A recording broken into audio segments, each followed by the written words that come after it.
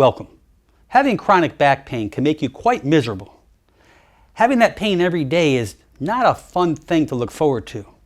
I want you to understand that these conditions can be helped naturally. I'm going to show you some great techniques that we can do to release those tight hip flexors. Sitting is our deadliest weapon. That is really causing these conditions to worsen. And without getting to the root or the cause of your underlying condition, this condition can continue to linger on for days, months, or even years. I have some great strategies for you.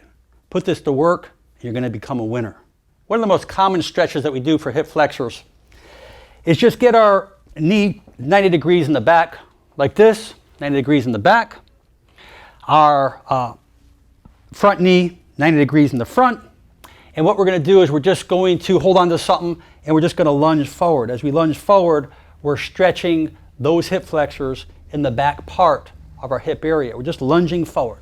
As I come back here, you can see I'm just go from an angle here. I'm just lunging forward. As we lunge forward, we're stretching those hip flexors and we can just hold it there for a good 20, 30 seconds. We can switch 90 degrees in the back, 90 degrees in the front.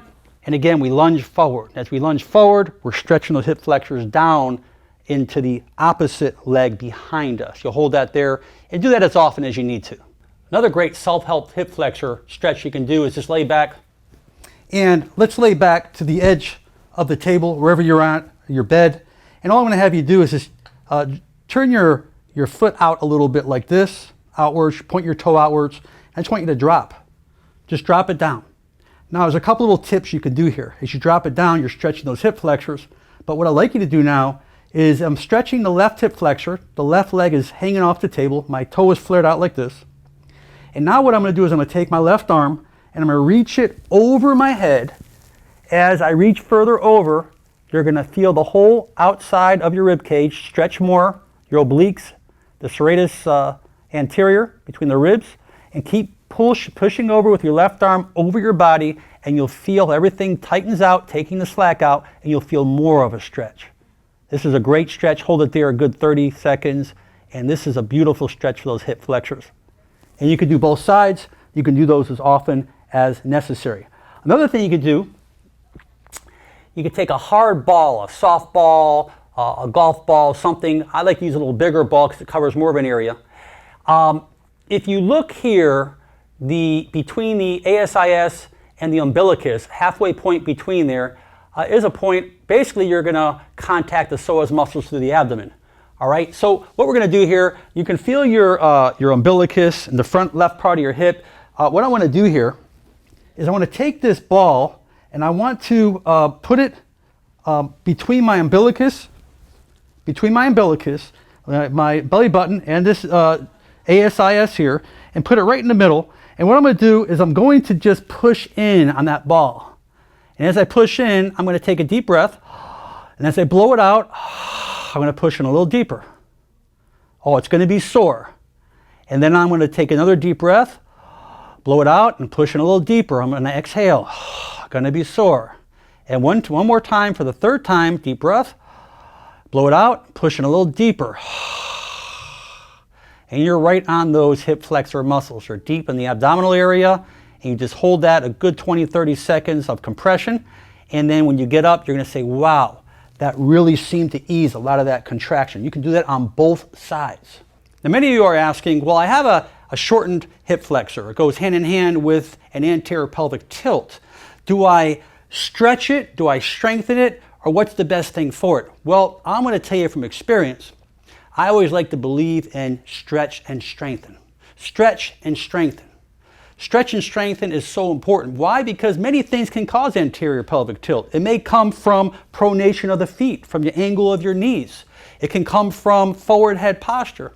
So regardless of where you may be trying to figure out the causation, all I'm telling you is stretch and strengthen, and I think you'll see great results. So here's a simple way to strengthen your hip flexors. If you're laying on your back, all right, we know the hip flexors, every time you bring your knee up like this, you are working the hip flexors. So what I want to have you do, very simple, is that you're going to go ahead and bring the hip flexors up, take your hand, put it on the front of your thigh, and you're going to push down as your knee comes further closer to up towards your head. And you'll hold it there about 20 seconds and relax it. So you're going to bring it up again, put your hand on the top of your thigh, your quadricep, and go ahead and bring your knee closer to your head as you're pushing up on the hip flexors. As you're resisting, you are strengthening those hip flexors. You could do it 3 sets on both sides. That is a simple way how to strengthen those hip flexors. And the last thing you can do to strengthen the abdomen as well as the hip flexors is I want you to sit on the edge of the chair, okay? Just like me, the edge of the chair. Now what I want you to do is I want you just to lean your upper body back, keep going, keep going, keep going, and I want you to come back about 15 degrees or so, and I just want you to hold it right there. Go ahead and hold it. You're saying, wow, I'm feeling those muscles in my abs tighten up. Well, guess what? Those hip flexors right now are strengthening.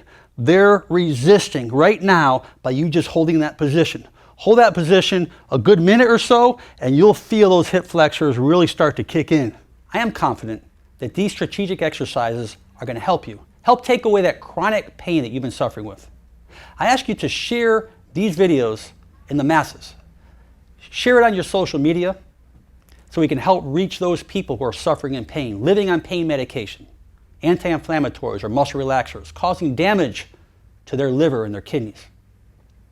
Most important, our job is to continue to stay proactive, doing the right things, utilizing good postural ergonomics to prevent these problems from arising and causing distress in our lives.